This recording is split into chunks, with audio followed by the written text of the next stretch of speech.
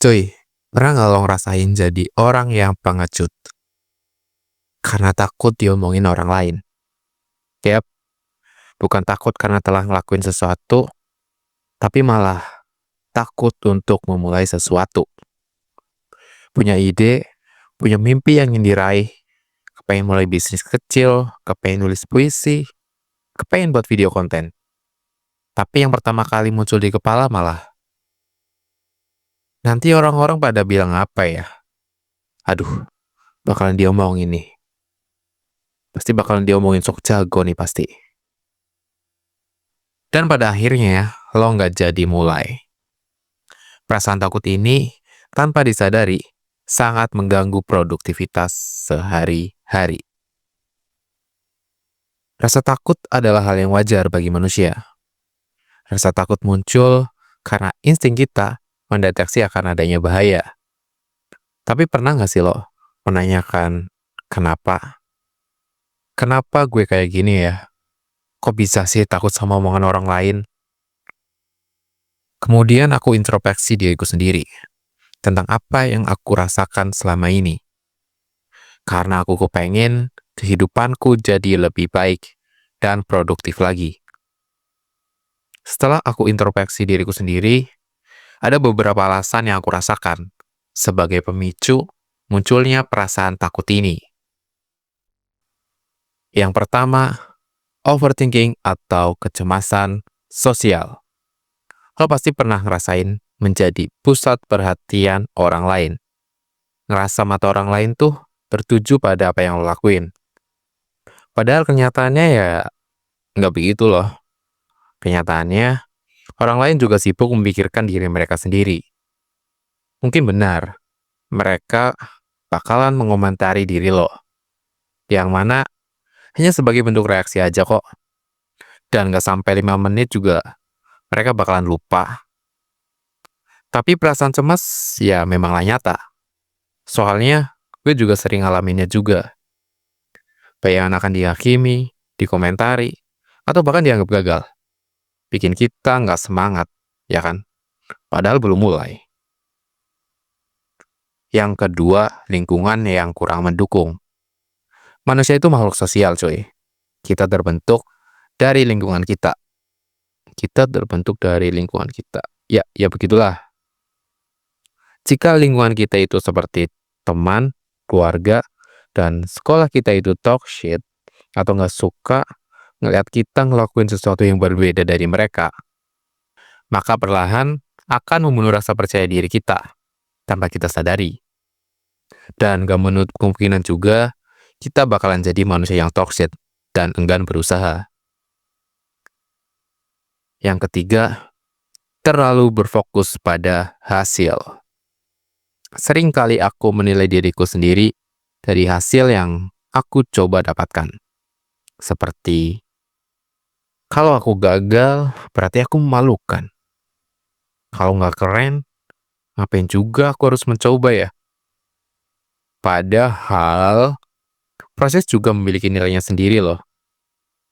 Di saat aku berproses untuk mencapai tujuanku, tanpa aku sadari, aku mendapatkan banyak pelajaran. Salah satunya, konsistensi. Mengatasi rasa takut memulai hal baru karena takut penilaian orang lain bisa sangat terbantu dengan pendekatan stoikisme, sebuah filosofi kuno yang berfokus pada kendali diri, ketenangan batin, dan menerima hal-hal yang berada di luar kendali kita. Berikut cara menghadapinya melalui prinsip-prinsip stoikisme. Yang pertama, membedakan mana yang bisa dikendalikan. Some things are up to us, and some things are not. Epictetus. Yang bisa kita kendalikan contohnya ya niat dan usaha. Yang kedua, apa yang aku lakukan, apa yang aku pikirkan, dan apa yang aku pilih. Sedangkan yang tidak bisa aku kendalikan adalah reaksi orang lain, pendapat, komentar, dan penilaian mereka. Solusinya, sekarang aku mencoba untuk lebih berfokus pada apa yang bisa aku kendalikan. Aku nggak punya kekuatan untuk mengontrol pikiran orang lain, tapi Aku punya kekuatan untuk terus berjalan meski dikomentari. Yang kedua, latih diri untuk tidak takut terhadap penilaian. If you want to improve, be content to be true, foolish, and stupid. Epictetus. Orang Stoik percaya bahwa takut ditertawakan adalah bentuk dari ego yang belum disiplin. Karena sebetulnya, apa salahnya terlihat bodoh di mata orang lain? Kalau nyatanya aku juga sedang belajar ya kan? Bukankah lebih baik untuk terlihat bodoh sementara daripada bodoh selamanya?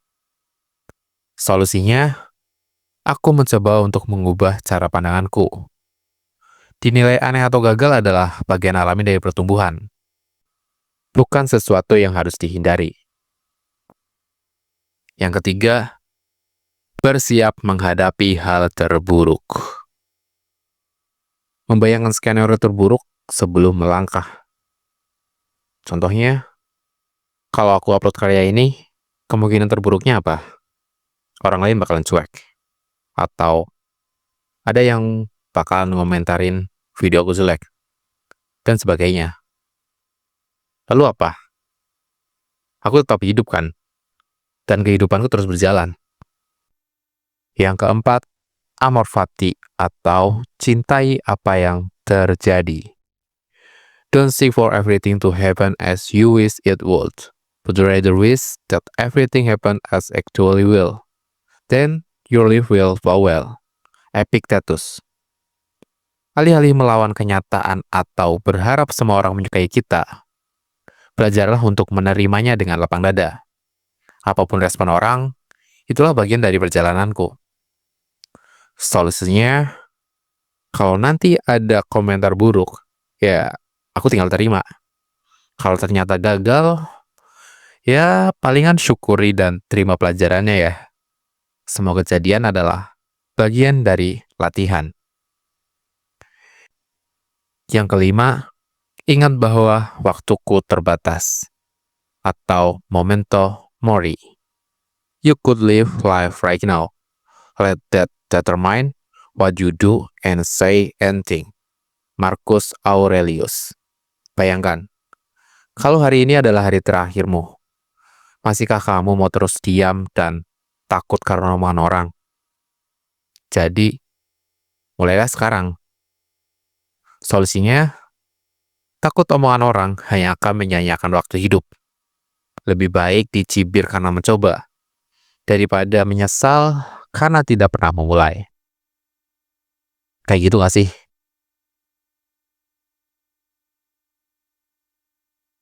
Kesimpulan, setelah aku mengenal stoikisme, takut memulai karena takut penilaian orang lain adalah tindakan yang tidak rasional menurutku.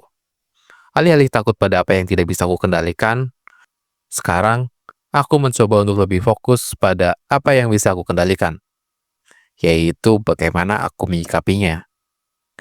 Adapun cara-cara menghadapinya, bakalan aku ulangi kembali, yaitu yang pertama, fokus pada tindakan, bukan hasil.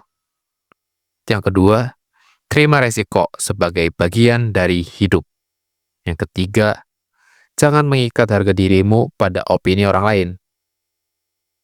Yang keempat, latih keberanian dengan tindakan kecil setiap hari. Oke, itu saja untuk video kali ini. Semoga bermanfaat. See you di video selanjutnya. Bye-bye.